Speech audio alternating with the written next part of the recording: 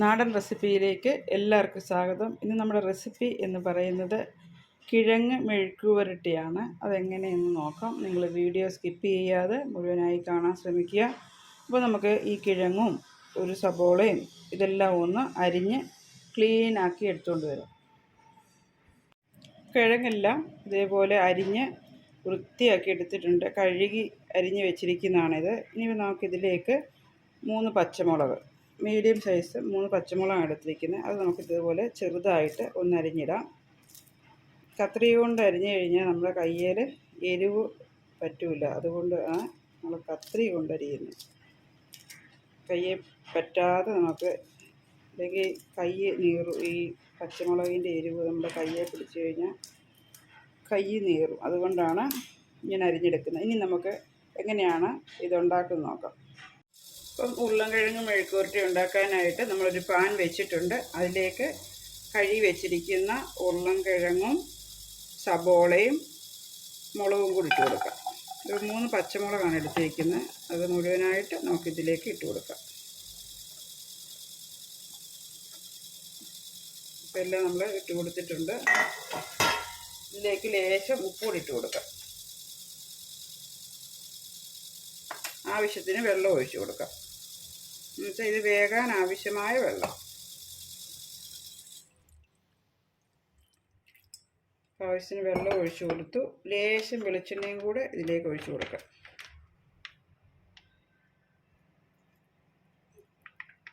ആദ്യം നമ്മൾ വെളിച്ചെണ്ണ ഒഴിച്ച് കൊടുക്കുന്നത് എന്തിനാണെന്ന് വെച്ച് കഴിഞ്ഞാൽ, ഇത് വെള്ളം വറ്റിപ്പോയി കഴിഞ്ഞാൽ അടിക്ക് പിടിക്കാതിരിക്കാൻ വേണ്ടിയാണ് നമ്മൾ വെളിച്ചെണ്ണ കൂടെ ഇതിലേക്ക് ആഡ് ചെയ്തിരിക്കുന്നത്. അപ്പം ഇത്രയും സാധനങ്ങളാണ് ഇപ്പോൾ ഇതിലേക്ക് ആഡ് ചെയ്തിരിക്കുന്നത്. അപ്പോൾ ഇതെല്ലാം ഒന്ന് ഇളക്കി ഇട്ടിട്ട്, ഉപ്പും വെളിച്ചെണ്ണയൊക്കെ ഒഴിച്ചത് കൊണ്ട് എല്ലാം കൂടി നമ്മളിതൊന്ന് ഇളക്കിയിട്ടതിന് ശേഷം ഇതൊന്ന് അടച്ച് വെച്ച് വേവിക്കണം. തീ കത്തിച്ചു കൊടുക്കാം.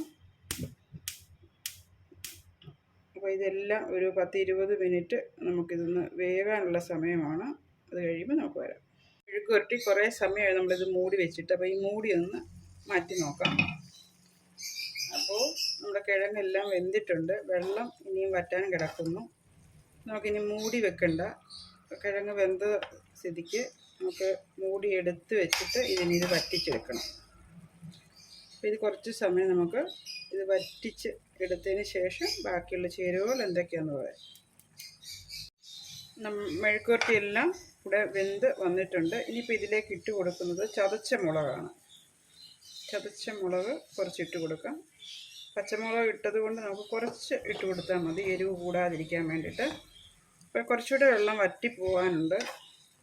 അപ്പോൾ ഇതിലേക്ക് ഇനി ഇട്ട് കൊടുക്കുന്നത്, ഒഴിച്ചു കൊടുക്കുന്നത് ഇച്ചിരി വെളിച്ചെണ്ണയും കൂടെ ഒഴിച്ചു കൊടുക്കാം. ഈ വെളിച്ചെണ്ണയിൽ കിടന്നിത് കുറച്ചൊന്ന് മുരിഞ്ഞ് വരണം. എന്നാലേ മെഴുക്കുവരട്ടിക്ക് ടേസ്റ്റ് കിട്ടുകയുള്ളൂ. അപ്പോൾ ഇതെല്ലാം കൂടി നമ്മൾ ഒഴിച്ചു കൊടുത്ത് ചേർത്തിട്ടുണ്ട്. അപ്പോൾ ഇതിൻ്റെ ടേസ്റ്റ് ഒന്ന് നമുക്ക് നോക്കാം.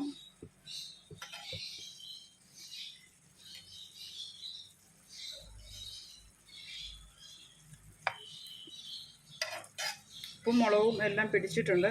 ഒരു ലേശം ഉപ്പ് കൂടെ ഇട്ട് കൊടുക്കാം. കുറച്ച് ഉപ്പ് കൂടെ ഇട്ട് കൊടുത്തു.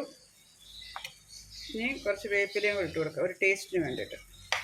പച്ചമുളകിൻ്റെ എരിവ് നന്നായി ഈ ഉരുളൻകിഴങ്ങ് പിടിച്ചിട്ടുണ്ട്. അതുകൊണ്ട് നമ്മൾ ലേശം മുളക് ഇട്ട് കൊടുത്തിട്ടുള്ളൂ. ചതച്ച മുളകായാലും അതിന് നല്ല എരിവാണ്. അതുകൊണ്ട് ലേശം മുളക് ഇട്ട് കൊടുത്തിട്ടുള്ളൂ. മഞ്ഞൾപ്പൊടി ഇട്ട് കഴിഞ്ഞാൽ ഈ കിഴങ്ങിൻ്റെ ആ കളറ് മങ്ങുന്നതുകൊണ്ടാണ് മഞ്ഞൾപ്പൊടി ഇട്ട് കൊടുക്കാതെ. മഞ്ഞൾപ്പൊടി ഇട്ടാലും കുഴപ്പമൊന്നുമില്ല. ഇത് പല രീതിയിലുണ്ടാക്കാം, പക്ഷേ ഇത് വേറൊരു രീതിയിലാണ്. ഇനി നമുക്കൊന്ന് ഉപ്പ് നോക്കാം.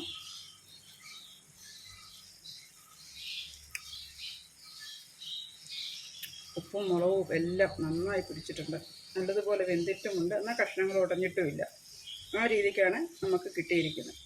പിന്നെ ഈ വെളിച്ചെണ്ണയിലൊന്ന് കുറച്ചുകൂടെ ഒന്ന് ഫ്രൈ ആയിട്ട് നമുക്കെടുക്കാം.